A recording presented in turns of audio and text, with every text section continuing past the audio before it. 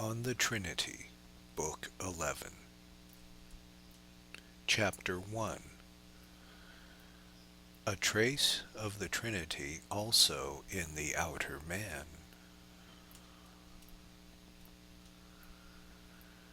No one doubts that, as the inner man is imbued with understanding,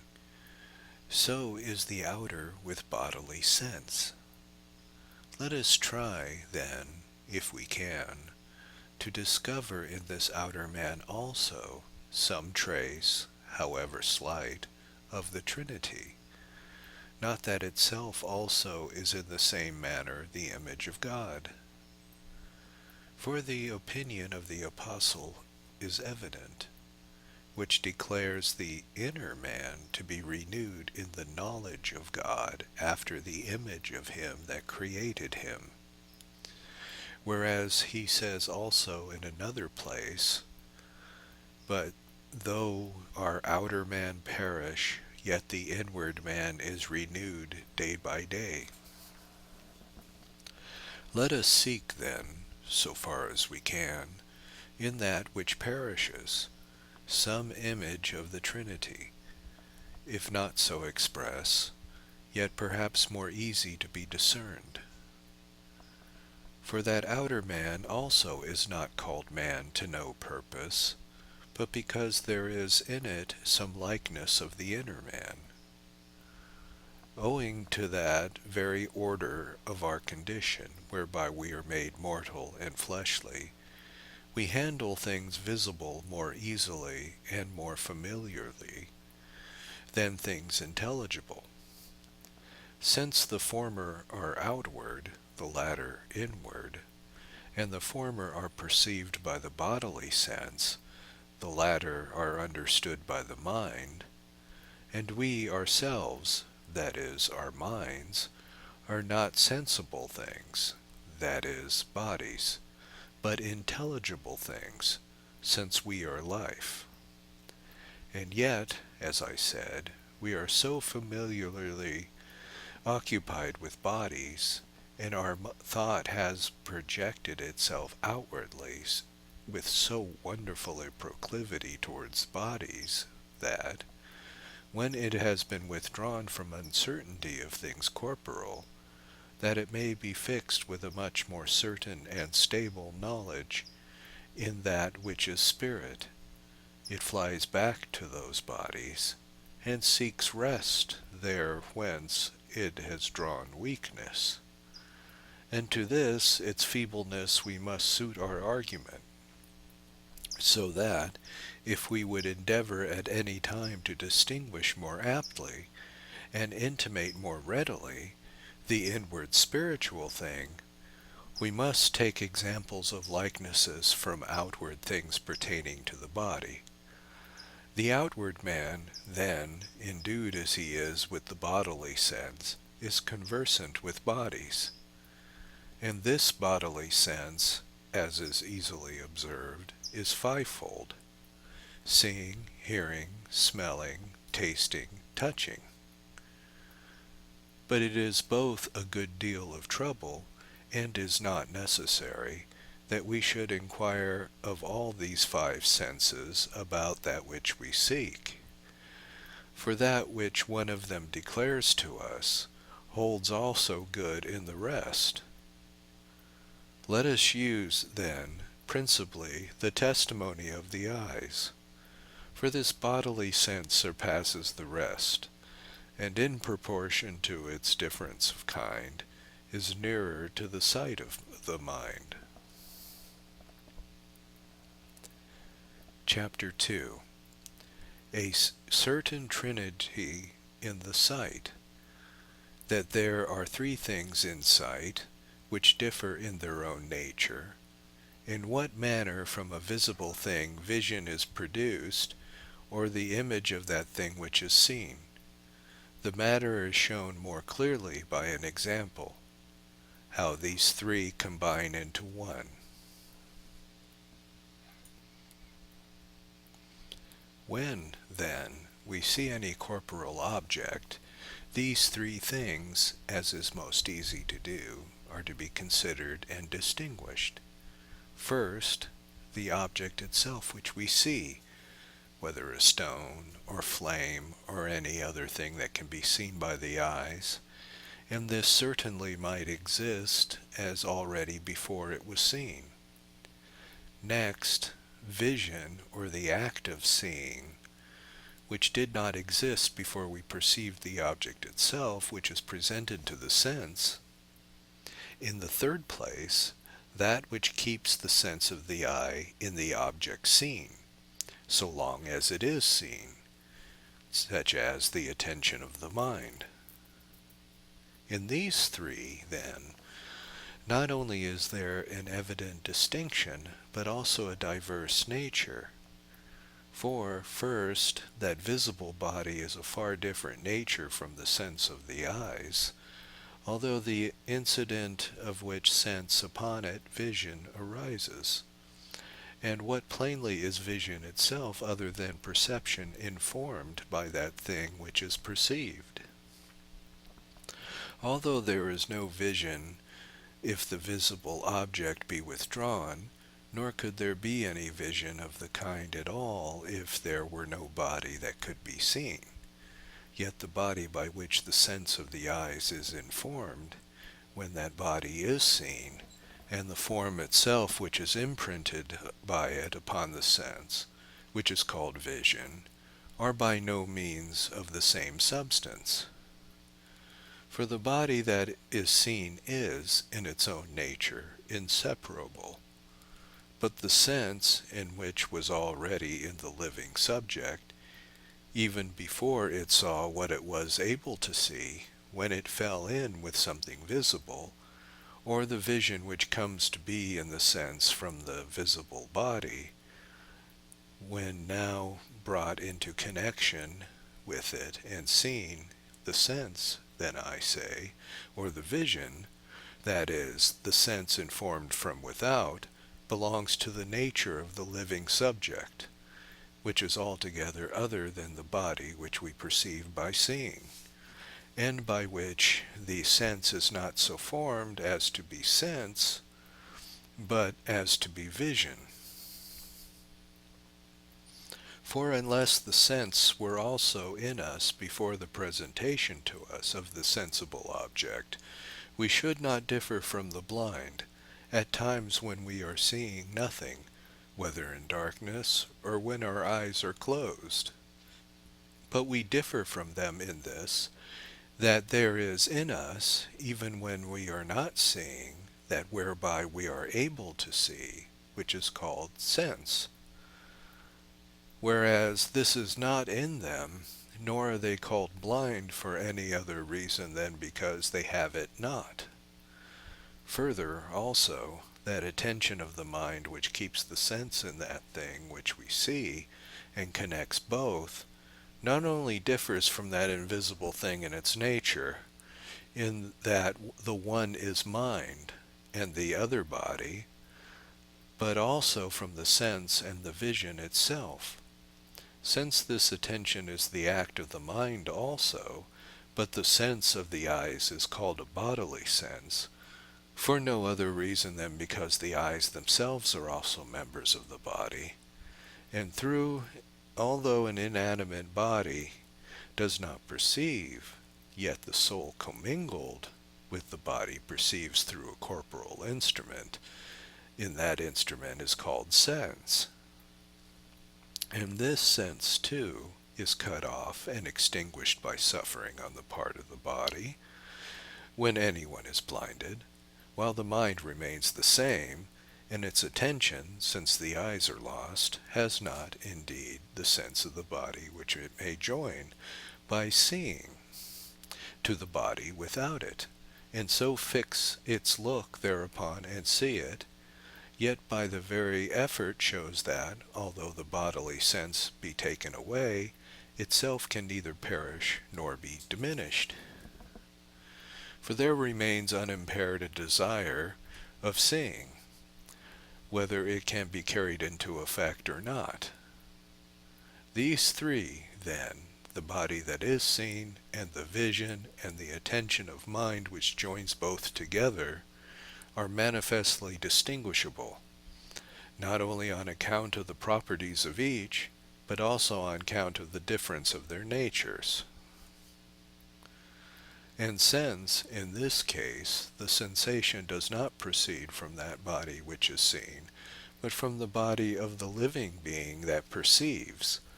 with which the soul is tempered together in some wonderful way of its own, yet vision is produced, that is, the sense itself is informed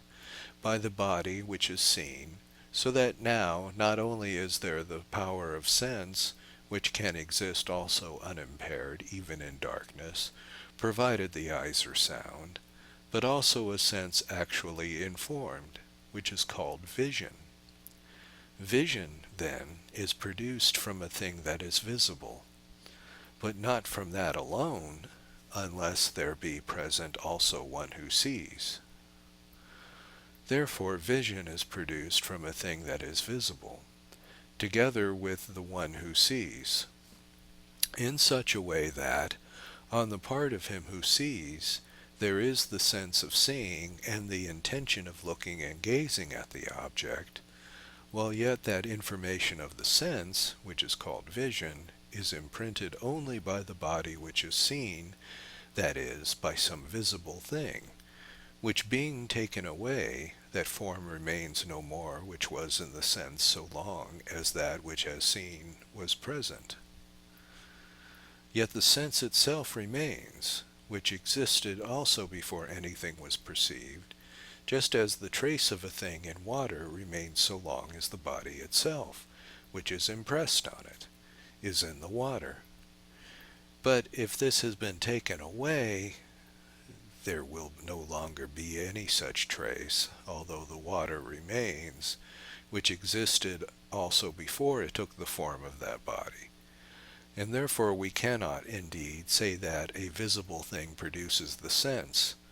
yet it produces the form, which is, as it were, its own likeness,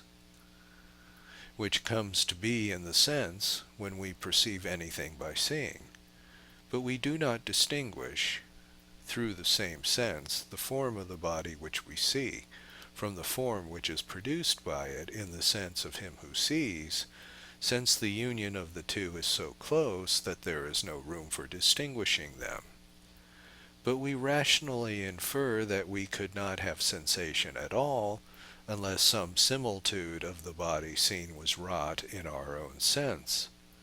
For when a ring is imprinted on wax, it does not follow that no image is produced, because we cannot discern it unless when it has been separated. But since, after the wax is separated, what was made remains, so that it can be seen, we are on that account easily persuaded that there was already also in the wax a form impressed from the ring before it was separated from it. But if the ring were imprinted upon a fluid, no image at all would appear when it was withdrawn. And yet, none the less, for this ought the reason to discern that there was in that fluid before the ring was withdrawn a form of the ring produced from the ring, which is to be distinguished from that form which is in the ring,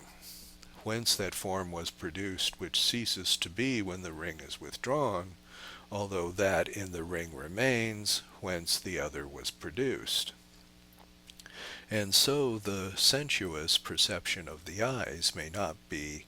supposed to contain no image of the body, which is seen as long as it is seen, merely because when that is withdrawn the image does not remain. And hence it is very difficult to persuade men of duller mind that an image of the visible thing is formed in our sense when we see it, and that this same form is vision. But if any perhaps attend to what I am about to mention, they will find no such trouble in this inquiry. Commonly, when we have looked for some time at a light, and then shut our eyes, there seem to play before our eyes certain bright colors variously changing themselves, and shining less and less until they wholly cease. And these we must understand to be the remains of that form which was wrought in that sense. while the shining body was seen, and that these variations take place in them as they slowly and step by step fade away. For the lattices, too, of windows, should we happen to be gazing at them, appear often in these colors,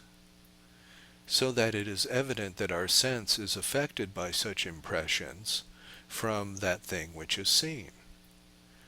That form therefore existed also while we were seeing, and at that time it was more clear and express. But it was closely joined with the species of that thing which was being perceived, so that it could not be at all distinguished from it. And this was vision itself. Why, then, even when the little flame of a lamp is in some way, as it were, doubled by the divergent rays of the eyes, a twofold vision comes to pass, although the thing which is seen is one. For the same rays, as they shoot forth from its own eye, are affected severally, in that they are not allowed to meet evenly and conjointly in regarding that corporal thing, so that one combined view might be formed from both. And since, if we shut one eye, we shall not see two flames, but one as it really is. But why, if we shut the left eye, that appearance ceases to be seen, which was on the right, and if, in turn, we shut the right eye, that drops out of existence which was on the left, is a matter both tedious in itself and not necessary at all to our present subject to inquire and discuss. For it is enough for the business in hand to consider that unless some image precisely like the thing we perceive were produced in our sense, the appearance of the flame would not be doubled according to the number of the eyes, since a certain way of perceiving has been employed, which could separate the union of rays. Certainly nothing that is really single can be seen as if it were double by one eye. Draw it down, or press, or distort it as you please, if the other is shut. The case then being so, let us remember how these three things, although diverse in nature, are tempered together into a kind of unity. That is, the form of the body which is seen, and the image of it impressed on the sense, which is vision or sense informed,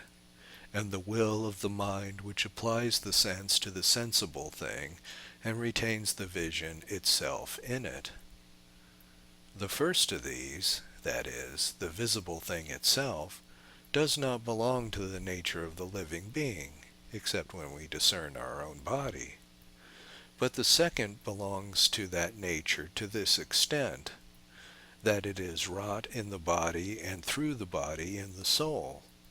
For it is wrought in the sense, which is neither without the body nor without the soul.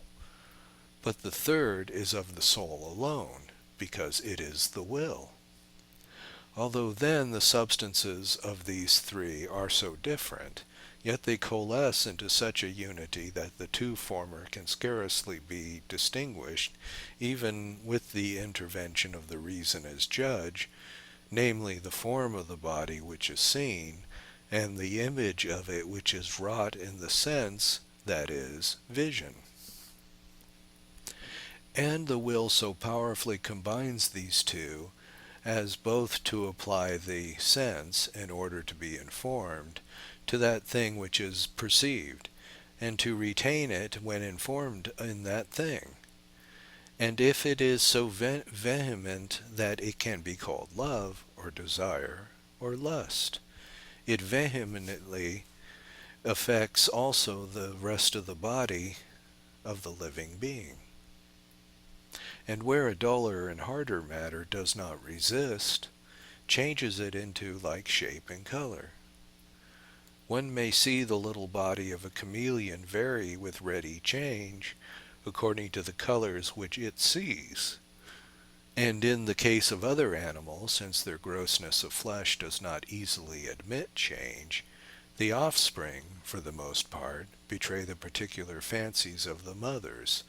whatever it is they have beheld with special delight. For the more tender, and so to say, the more formable, are the primary seeds, the more effectually and capably they follow the bent of the soul, of the mother, and the fantasy that is wrought in it through the body, which it has greedily beheld. Abundant instances might be adduced, but one is sufficient, taken from the most trustworthy books, such as What Jacob Did, that the sheep and goats might give birth to offspring of various colors, by placing variegated rods before them in the troughs of water, for them to look at as they drank, at the time they had conceived. Chapter 3. The unity of the three takes place in thought, of memory, of eternal vision, and of will, combining both.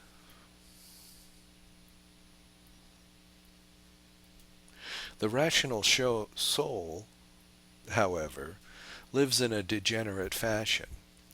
When it lives according to a trinity of the outer man, that is, when it applies to those things which form the bodily sense from without, not a praiseworthy will, but which, to refer to them to some useful end, but a base desire, by which to cleave to them. And since even in the form of the body, which was corporally perceived, be withdrawn, its likeness remains in the memory, to which the will may again direct its eye, so as to be formed thence from within, as the sense was formed from without by the presentation of the sensible body. And so that trinity is produced from memory, from internal vision, and from the will which unites both. And when these three things are combined into one, from that combination itself they are called conception. And in these three there is no longer any diversity of substance, for neither is the sensible body there, which is altogether distinct from the nature of the living being, nor is the bodily sense there informed so as to produce vision, nor does the will itself perform its office of applying the sense, that is to be informed, to the sensible body, and of retaining it in it when informed. But in place of that bodily species which was perceived from without, there comes from memory retaining that species which the soul has imbibed through the bodily sense. And in place of that vision which was outward, when the sense was informed through the sensible body, there comes a similar vision within, while the eye of the mind is informed from that which the memory retains, and the corporal things that are thought of are absent, and the will itself, as before it applied the sense yet to be informed to the corporal thing presented from without, and united it thereto when informed,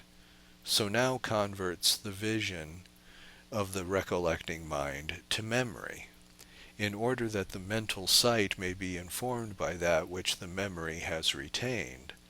and so there may be in the conception a like vision. And as it was the reason that distinguished the visible appearance by which the bodily sense was informed, and from the similitude of it, which was wrought in the sense when informed in order to produce vision, otherwise they had been so united as to be thought altogether one and the same. So, although that fantasy also, which arises from the mind thinking of the appearance of a body that has seen, consists of the similitude of the body which the memory retains, together with that which is thence formed in the eye of the mind that recollects, yet it so seems to be one and single, that it can only be discovered to be two by the judgment of reason, by which we understand that which remains in the memory, even when we think it from some other source, to be different thing from that which is brought into being when we remember, that is, come back again to the memory, and there find the same appearance. And if this were not now there, we should say that we had so forgotten as to be altogether unable to recollect. And if the eye of him who recollects were not informed from that thing which was in the memory, the vision of the thinker could in no way take place. But the conjunction of both, that is, of that which the memory retains, and of that which is thence expressed so as to inform the eye of him who recollects, makes them appear as if they were one, because they are exceedingly alike. But when the eye of the concipient is turned away thence, and has ceased to look at that which it was perceived in the memory, then nothing of the form that was impressed thereon will remain in that eye, and it will be informed by that to which it had again been turned, so as to bring about another conception. Yet that remains which it has left in the memory, to which it may again be turned when we recollect it, and being turned thereto may be informed by it, and become one with that whence it is informed.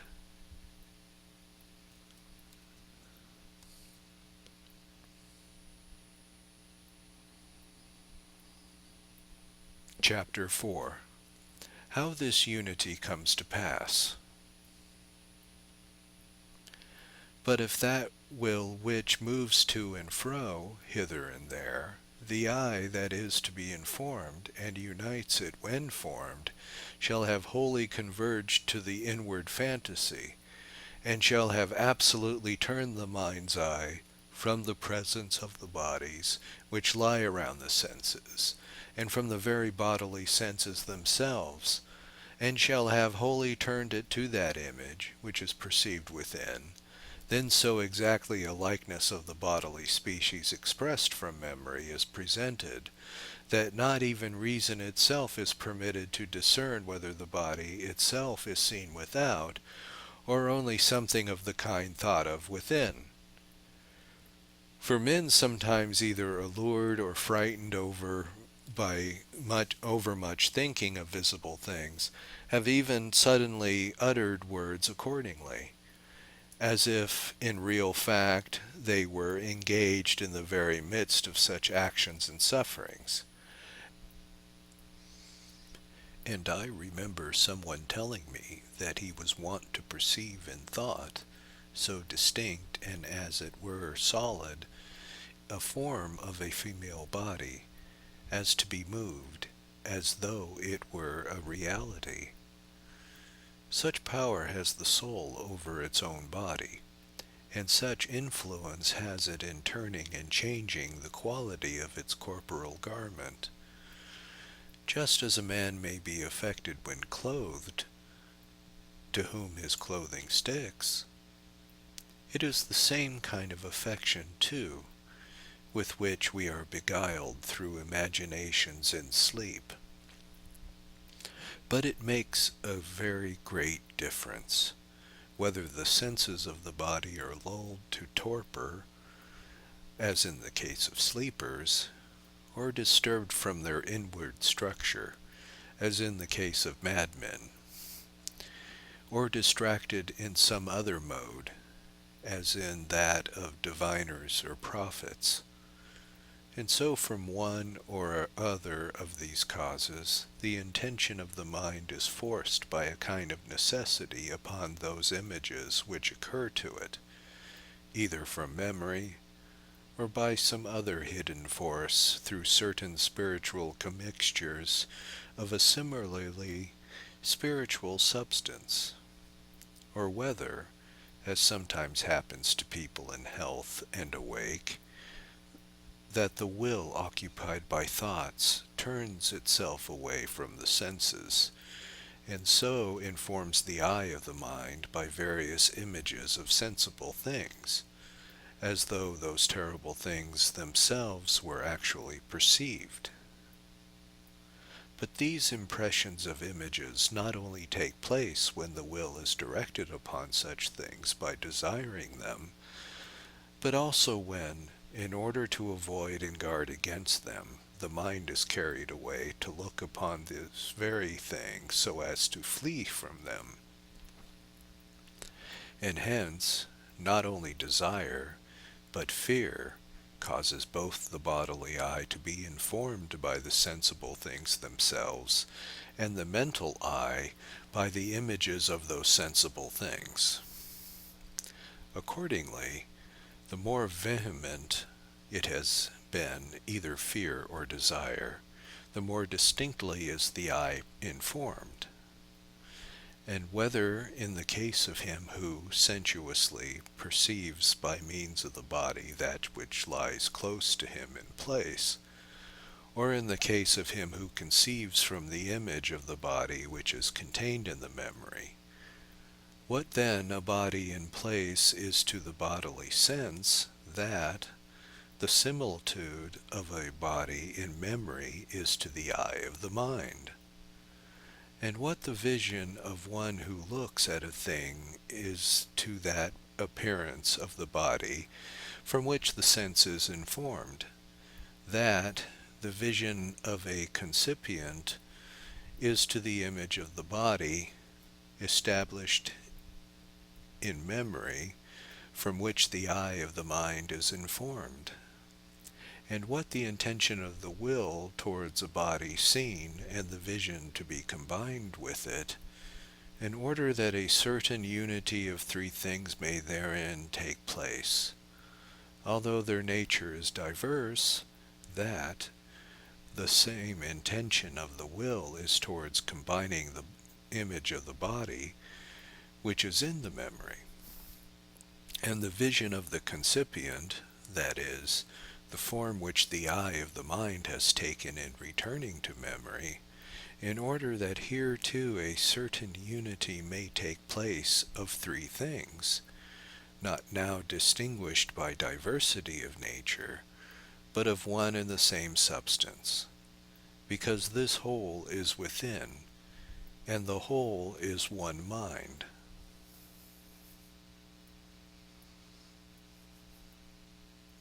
Chapter 5. The Trinity of the outer man, or of external vision, is not an image of God. The likeness of God is desired even in sins. In external vision, the form of the corporal thing is, as it were, the parent, vision the offspring. But the will that unites these suggests the Holy Spirit. But as, when both the form and the species of a body have perished, the will cannot recall to it the sense of perceiving, so when the image which the memory bears is blotted out by forgetfulness, the will be unable to force back the eye of the mind by recollection, so as to be formed thereby. But because the mind has a great power to imagine not only things forgotten, but also things that it never saw or experienced, either by increasing or diminishing, or changing or compounding, after its pleasure, those which have not dropped out of its remembrance,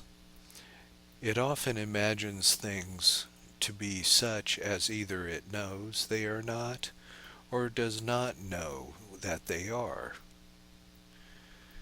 And in this case we have to take care lest it either speak falsely, that it may deceive, or hold an opinion so as to be deceived. And if it avoid these two evils, then imagined phantasms do not hinder it, just as sensible things experienced and retained by memory do not hinder it, if they are neither passionately sought for when pleasant, nor basely shunned when unpleasant, But when the will leaves better things and greedily wallows in these, then it becomes unclean, and they are so thought of hurtfully when they are present, and also more hurtfully when they are absent. And he therefore lives badly and degenerately who lives according to the Trinity of the outer man,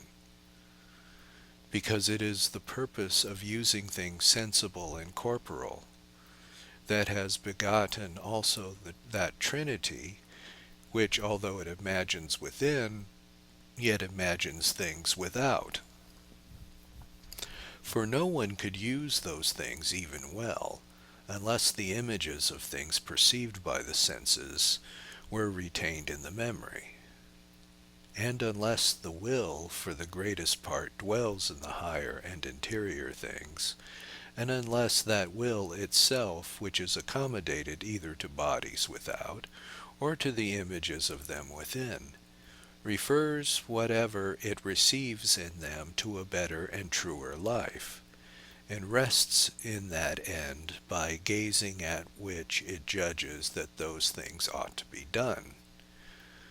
What else do we do but that which the Apostle prohibits us from doing, when he says, "Be not conformed to this world"? And therefore that Trinity is not an image of God, since it is produced in the mind itself through the bodily sense, from the lowest, that is, the corporeal creature, than which the mind is higher. Yet neither is it altogether dissimilar. For what is there that was not a likeness of God, in proportion to its kind and measure, seeking that God made all things very good, and for no other reason except that he himself is supremely good, in so far, therefore, as anything that is good, in so far plainly it has still some likeness of the supreme good, at however great a distance. And if a natural likeness, then certainly a right and well-ordered one. But if a faulty likeness, then certainly a debased and perverse one. For even souls in their very sins strive after nothing else but some kind of likeness of God, in a proud and preposterous and, so to say, slavish liberty. So neither could our first parents have been persuaded to sin unless it had been said, "You shall be as gods." No doubt everything in his creatures, which is in any way like God, is not also to be called his image, but that alone which he himself alone is higher. For that only is in all points copied from him, between which and himself no nature is interposed. Of that vision, then, that is, of the form which is wrought in the sense of him who sees, the form of the bodily thing from which it is wrought is, as it were, the parent. But it is not a true parent, whence neither is that a true offspring, for it is not altogether born therefrom, since something else is applied to the bodily thing in order that it may be formed from it, namely, the sense of him who sees. And for this reason to love this is to be estranged. Therefore the will which unites both, that is, the quasi-parent and the quasi-child, is more spiritual than either of them. For that bodily thing which is discerned is not spiritual at all. But the vision which comes into existence in the sense has something spiritual mingled with it, since it cannot come into existence without the soul. But it is not wholly spiritual, since that which is formed is a sense of the body. Therefore the will which unites both is confessedly more spiritual, as I have said, and so it begins to suggest, as it were, the person of the Spirit of the Trinity. But it belongs more to the sense that is formed than to the bodily thing whence it is formed. For the sense and will of an inanimate being belongs to the soul, not to the stone or other bodily thing that is seen. It does not therefore proceed from that bodily thing as from a parent, neither does it proceed from that other as it were offspring, namely, the vision and form that is in the sense. For the will existed before the vision came to pass, which will applied the sense that was to be formed to the bodily thing that was to be discerned. But it was not yet satisfied. For how could that which was not yet seen satisfy? And satisfaction means a will that rests content. And therefore we can neither call the will the quasi-offspring of vision, since it existed before vision, nor the quasi-parent, since that vision was not formed and expressed from the will, but from the bodily thing that was seen.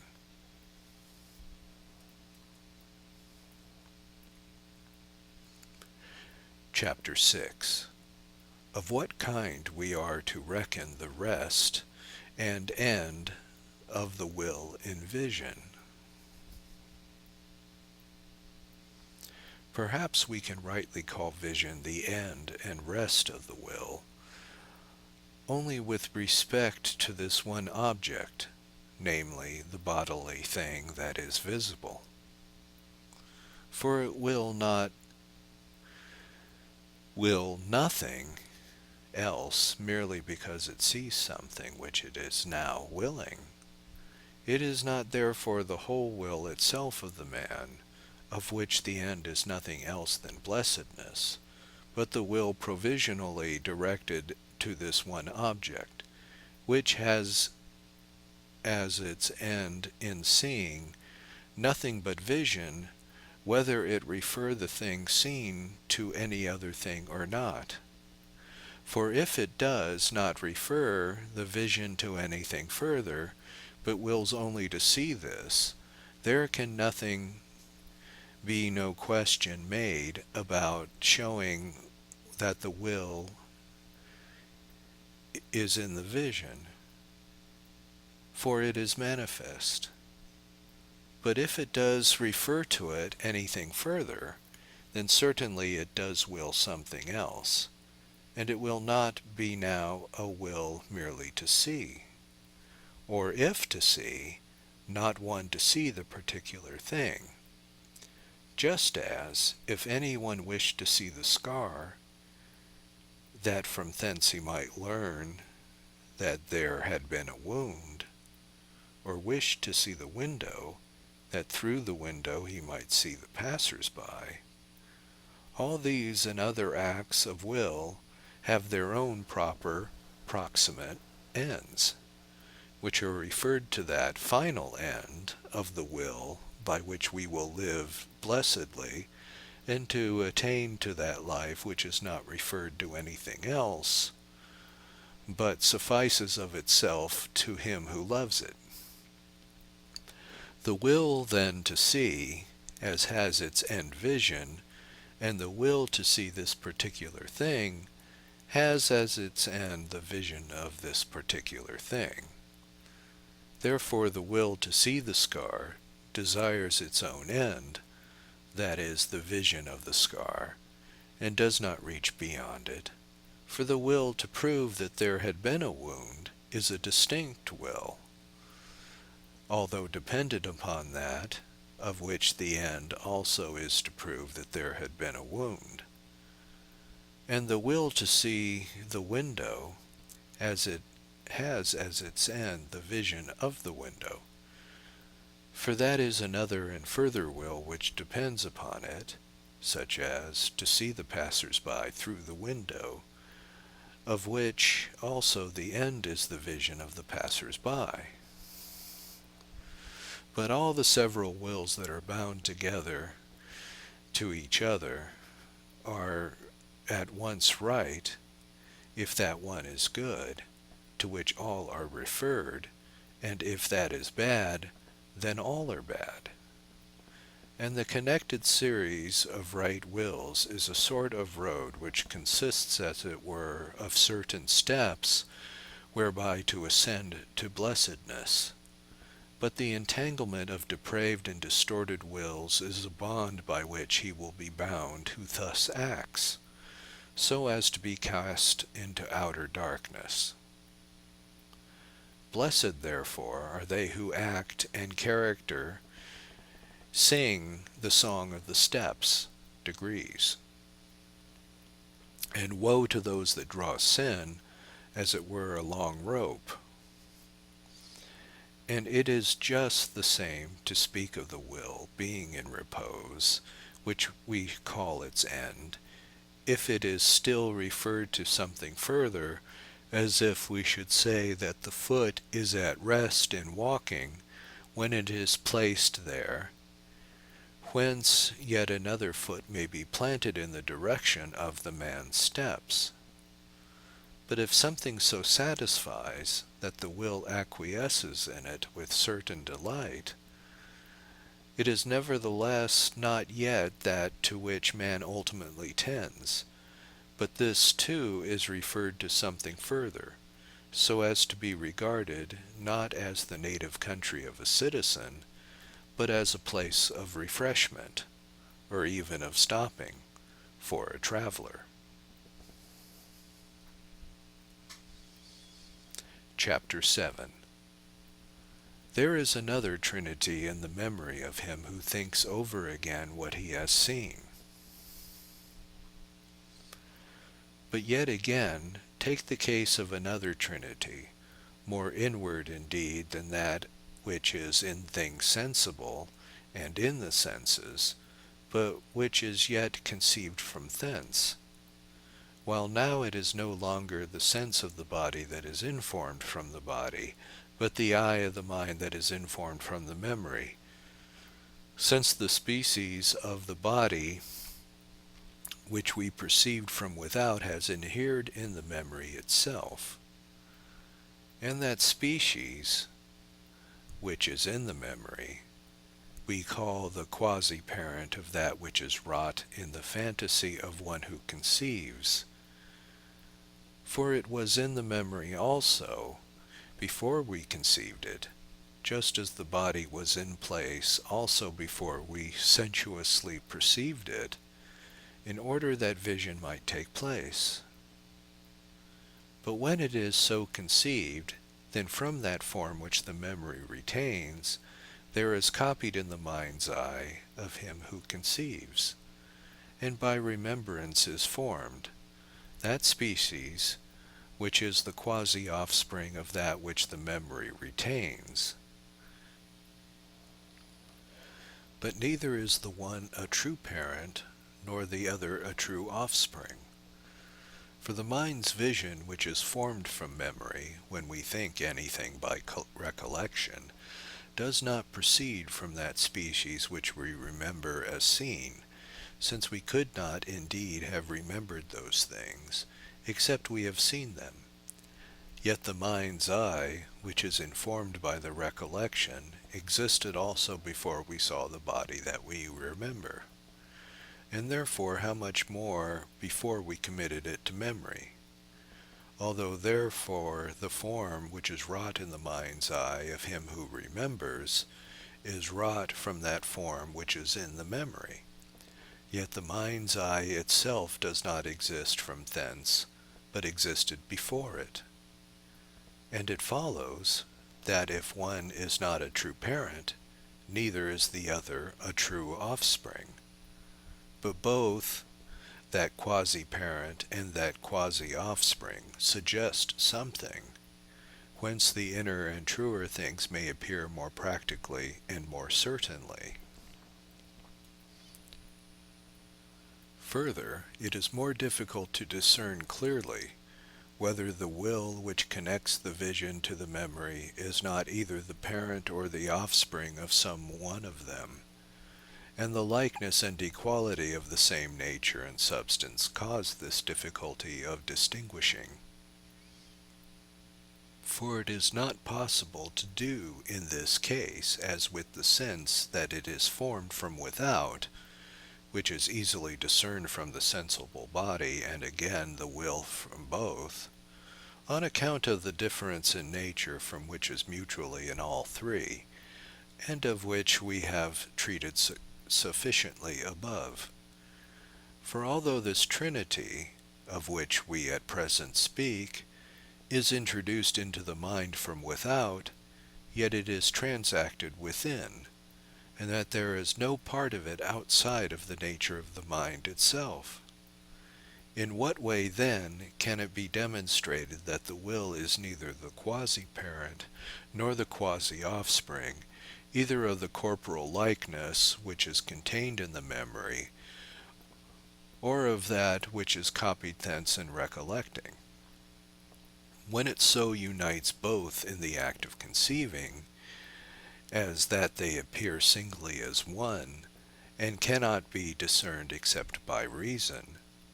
it is then first to be considered that there cannot be any will to remember, unless we retain in the recesses of the memory either the whole or some part of that thing which we wish to remember. For the very will to remember cannot arise in the case of a thing which we have forgotten altogether and absolutely, since we have already remembered that the thing which we wish to remember is or has been in our memory. For example, if I wish to remember that I supped on yesterday, either I have already remembered that I did sup, or if not yet this, at least I have remembered something about that time itself, if nothing else. At all events, I have remembered yesterday, and that part of yesterday in which people usually sup, and what supping is. For if I had not remembered something about that time itself, if nothing else, at all events, I have remembered yesterday, and that part of yesterday which people usually sup, and what supping is. For if I had not remembered anything at all of this kind, I would not wish to remember what I supped on yesterday. Whence we may perceive that the will of remembering proceeds, indeed, from those things which are retained in the memory, and with the addition of those which, by the act of discerning, are copied thence through recollection, that is, from the combination of something which we have remembered in the mind's eye of him who thinks.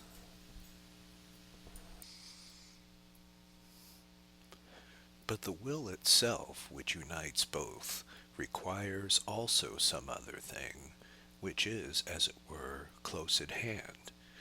and adjacent to him who remembers. There are, then, as many trinities of this kind as there are remembrances, because there is no one of them wherein there are not these three things, that is, that which is stored up in the memory also before it was thought, and that which takes place in the conception when this is discerned, and the will that unites both. From both, and itself as a third, completes one single thing. Or is it rather that we so recognize some one Trinity in this kind, as that we are to speak generally, of whatever corporal species lie hidden in the memory, as of a single unity, and again of the general vision of the mind which remembers and conceives such things, as of a single unity,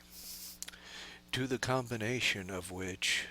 two there is to be joined as a third the will that combines them, that this whole may be a certain unity made up from three.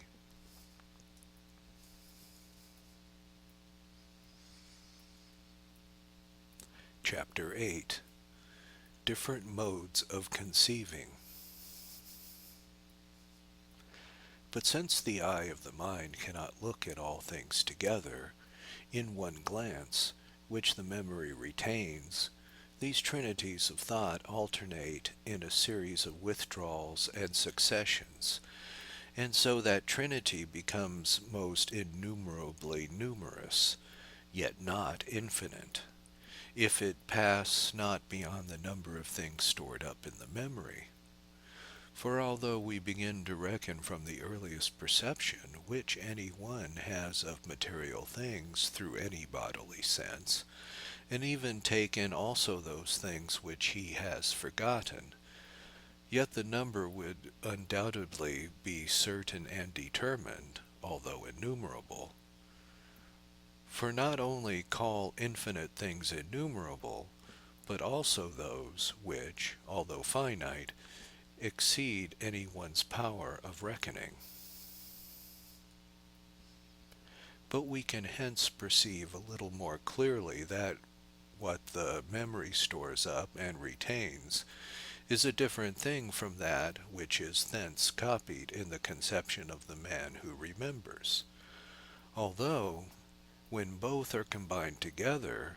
they appear to be one and the same, because we can only remember just as many species of bodies as we have actually seen, and so great and such as we have actually seen, for the mind imbibes them into the memory from the bodily sense, whereas the things seen in conception, although drawn from those things which are in the memory, yet are multiplied and varied innumerably, and altogether without end. For I remember, no doubt, but one sun, because according to the fact I have seen but one. But if I please, I conceive of two or three, or as many as I will. But the vision of my mind, when I conceive of many, is formed from the same memory by which I remember one. And I remember it just as large as I saw it. For if I remember it as large or smaller than I saw it, then I no longer remember what I saw, and so I do not remember it. But because I remember it as large as I saw it. Yet I conceive of it as greater or as less according to my will. I remember it as I saw it, but I conceive of it as running its course as I will, and as standing still where I will, and as coming whence I will, and whither I will. For it is in my power to conceive it as a square, although I remember it as round, and again, of what color I please, although I have never seen, and therefore do not remember, a green sun. But as the sun, so all other things. But owing to the corporal and sensible nature of these forms of things, the mind falls into error when it imagines them to exist without, in the same mode in which it conceives them within, either when they have already ceased to exist without, but are still retained in the memory, or when in any other way also that which we remember is formed in the mind, by not faithful recollection, but after variations of thought. Yet it very often happens that we believe also a true narrative, told us by others, of things which the narrators have themselves perceived by their senses. And in this case, when we conceive the things narrated to us, as we hear them, the eye of the mind does not seem to be turned back to the memory in order to bring up visions of our thoughts, for we do not conceive these things from our own recollection, but upon the narration of another. And that trinity does not seem to come to its completion, which is made when the species lying hid in the memory and the vision of the man that remembers are combined by will as a third. For I do not conceive that which lay hid in my memory, but that which I hear, when anything is narrated to me. I am not speaking of words themselves of the speaker, lest anyone should suppose that I have gone off to that other Trinity, which is transacted without, in sensible things, or in senses. But I am conceiving of these species of material things, which the narrator signifies to me by words and sounds, which species certainly I conceive of not by remembering, but by hearing. But if we consider the matter more carefully, even in this case, the limit of the memory is not overstepped. For I could not even understand the narrator if I did not remember generically the individual things of which he speaks, even though I then hear them for the first time as connected together in one tale. For he who, for instance, describes to me some mountain stripped of timber and clothed with olive trees, describes it to me who remembers the species both of mountains and of timber and of olive trees. And if I had forgotten these, I should not know at all of what he was speaking, and therefore could not conceive that description. And so it comes to pass that everyone who conceives things corporal, whether he himself imagine anything, or hear, or read, either a narrative of things past, or a foretelling of things future, has a recourse to his memory, and finds there the limit and measure of all the forms at which he gazes in his thought. For no one can conceive at all, either a color or a form of body, which he never saw, or a sound which he had never heard, or a flavor which he never tasted, or a scent which he never smelt, or a touch of corporal things which he never felt. But if no one conceives anything corporal except what he has sensually perceived, because no one remembers anything corporal except that he has thus perceived, then, as is the limit of perceiving in bodies, so is the limit of thinking in the memory. For this sense receives the species from the body which we perceive, and the memory from the sense, but the mental eye of the concipient from the memory. Further, as the will applies the sense to the bodily object, so it applies the memory to the sense, and the eye of the mind of the concipient to the memory.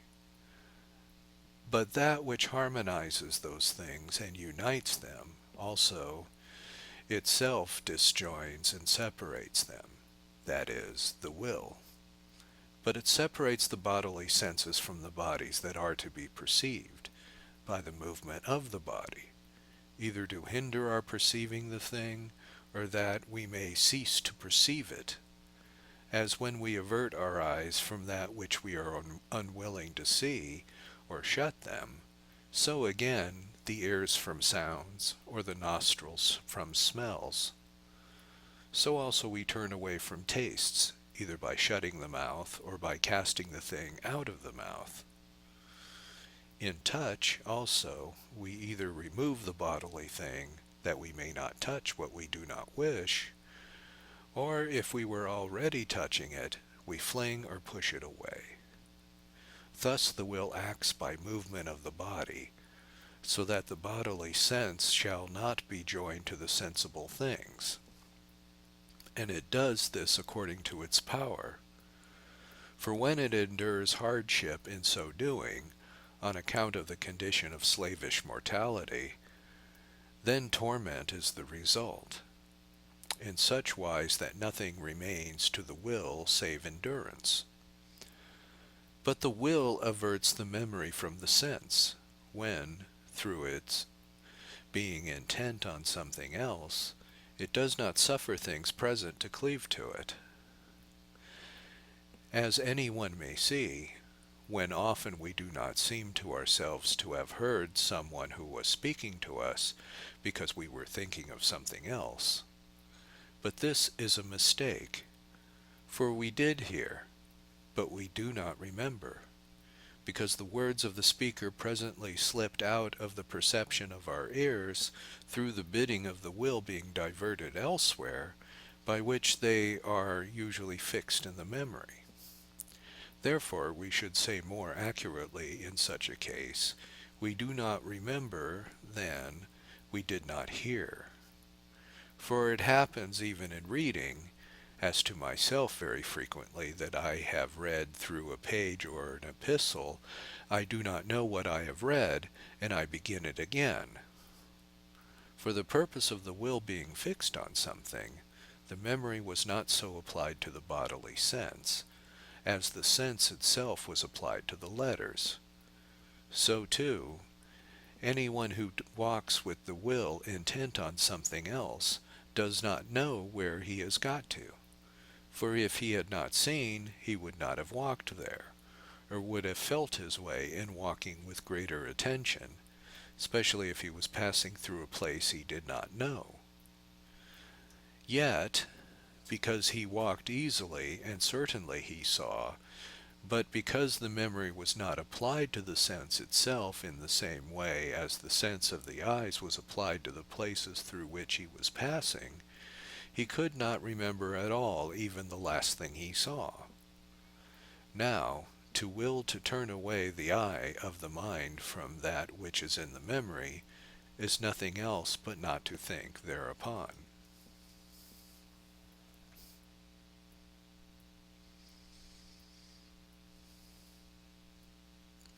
Chapter 19.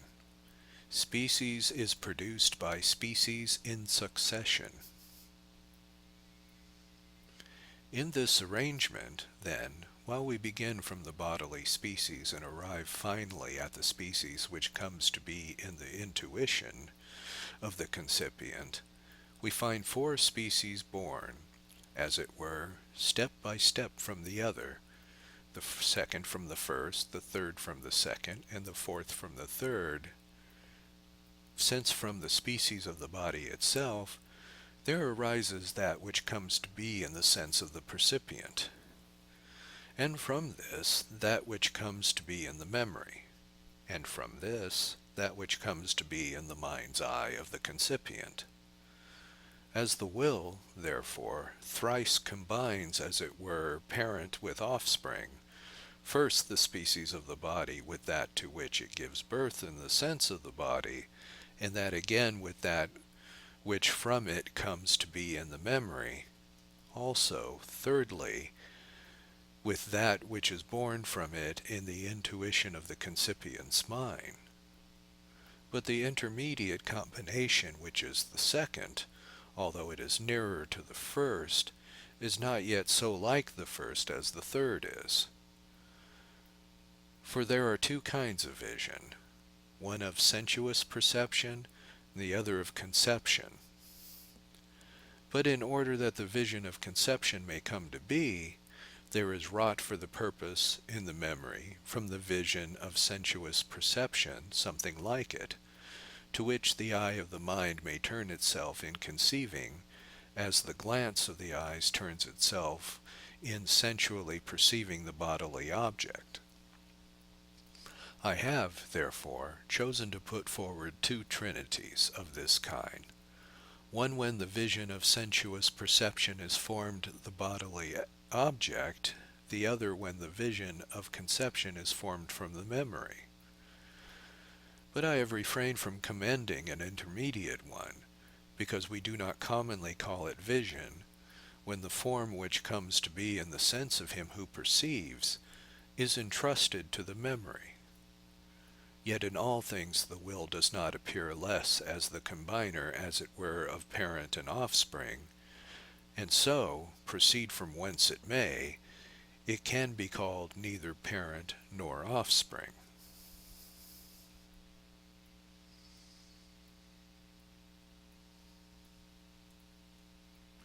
Chapter 10. The imagination also adds even to things we have not seen, those things which we have not seen elsewhere. But if we do not remember except what we have sensuously perceived, nor conceive except what we remember, why do we often conceive things that are false, when certainly we do not remember falsely those things which we have perceived,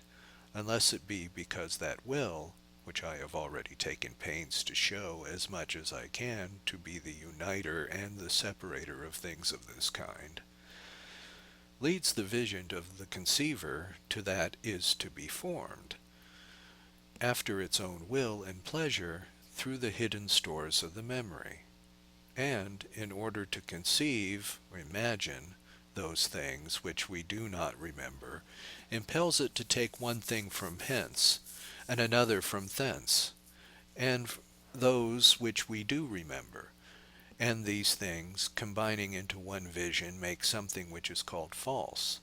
because it neither does not externally in the nature of corporal things, or does not seem copied from the memory, in what we do not remember that we ever saw such a thing. But whoever saw a black swan, and therefore no one remembers a black swan, yet who is there that cannot conceive it?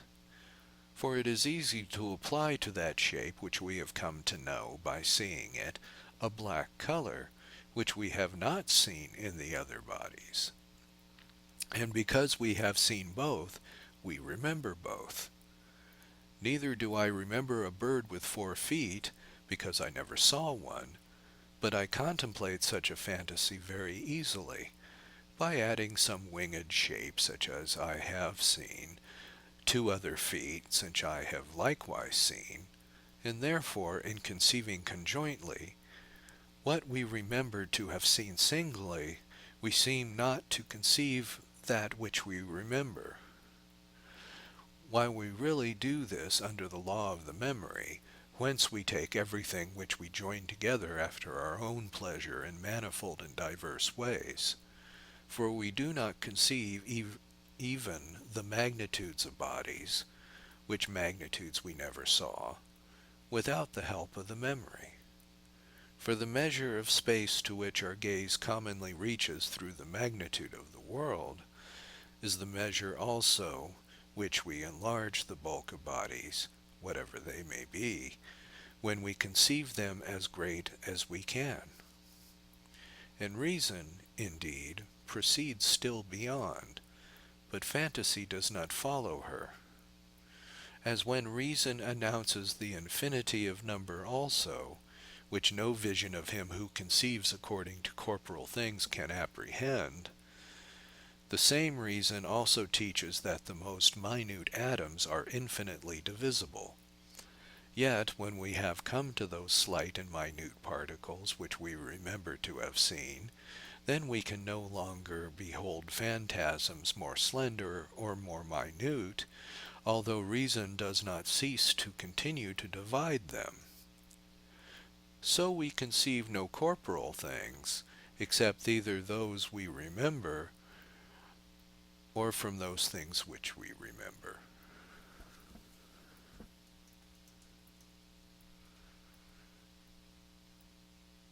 Chapter 11. Number, weight, measure. But because these things which are impressed on the memory singly can be conceived according to number, measure seems to belong to the memory, but number to the vision, because, although the multiplicity of such visions is innumerable,